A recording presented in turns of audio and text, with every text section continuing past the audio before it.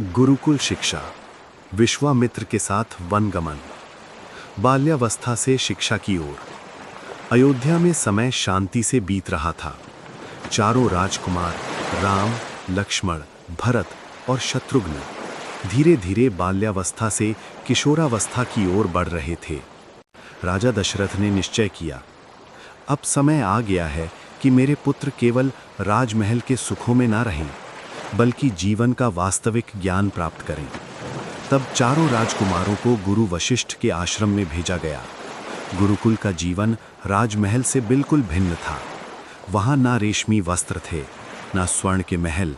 वहाँ केवल सादगी थी, अनुशासन था और ज्ञान का उज्जवल प्रकाश था। गुरुकुल का जीवन। गुरुकुल में सभी शिष्य समान थे, चाहे वे राजकुमार हों या किसी साधारण परिवार के पुत्र। प्रातः ब्रह्म मुहूर्त में जागना, सरयू के पवित्र जल से स्नान करना, यज्ञशाला में वेद मंत्रों का गंभीर उच्चारण, फिर गुरु के चरणों में बैठकर शिक्षा ग्रहण करना। राम अत्यंत एकाग्र और विनम्र शिष्य थे। वे हर कार्य पूरे मन, पूरी श्रद्धा और पूर्ण समर्पण से करते। लक्ष्मण सदा राम के साथ रहते। यदि राम वन से लकड़ियां लाने जाते, लक्ष्मण भी उनके साथ जाते। यदि राम जल भरने जाते, लक्ष्मण भी पीछे पीछे चलते। भरत और शत्रुघ्न भी पूरी लगन से वेद विद्या और शस्त्र विद्या सीखते। आश्रम में जीवन कठिन था, पर वही कठिनाई उन्हें महान बना रही थी।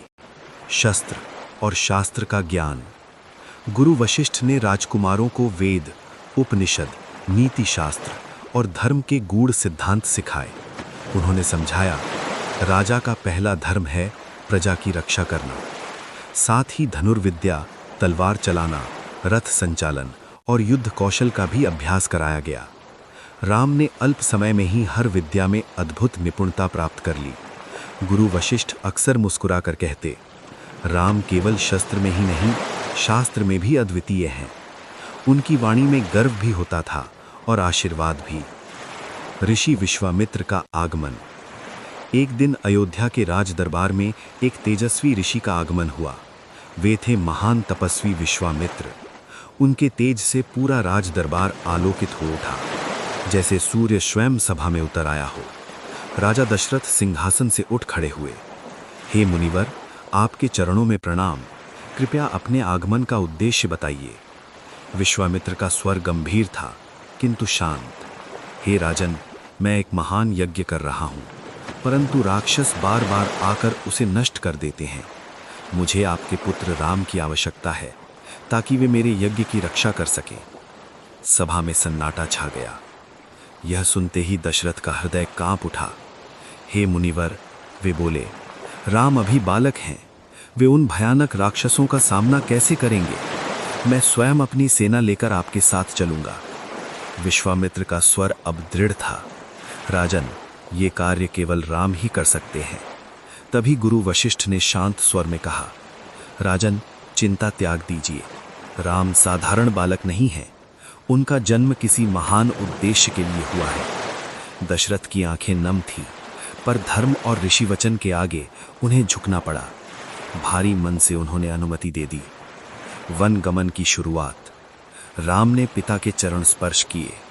माता कौसल्या की आंखों में आंसू थे, पर उन आंसुओं में गर्व भी था। लक्ष्मण आगे बढ़े। भैया जहां जाएंगे, मैं भी वहीं जाऊंगा।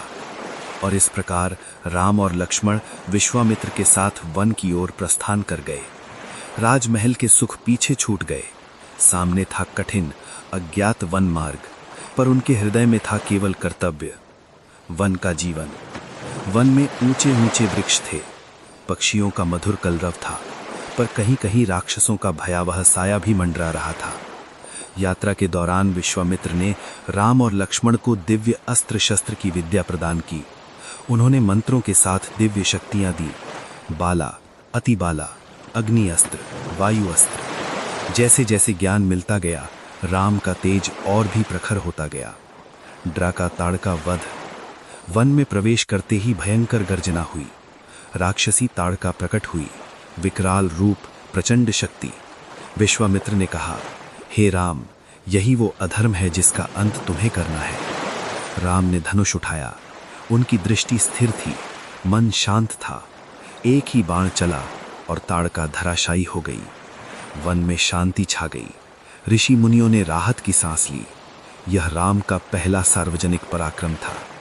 यज्ञ की रक्षा। विश्वामित्र का यज्ञ आरंभ हुआ। मंत्रों की गूंज आकाश तक पहुंच रही थी। तभी राक्षस मारीच और सुबाहु आ पहुंचे। राम ने दिव्य अस्त्र उठाया। एक बाण से सुबाहु का वध किया, दूसरे से मारीच को समुद्र पार दूर फेंक दिया। यज्ञ पूर्ण हुआ। आकाश से पुष्प वर्षा होने लगी। ऋषि मुनि बोले, धन्य है राम। आध्यात्मिक शिक्षा।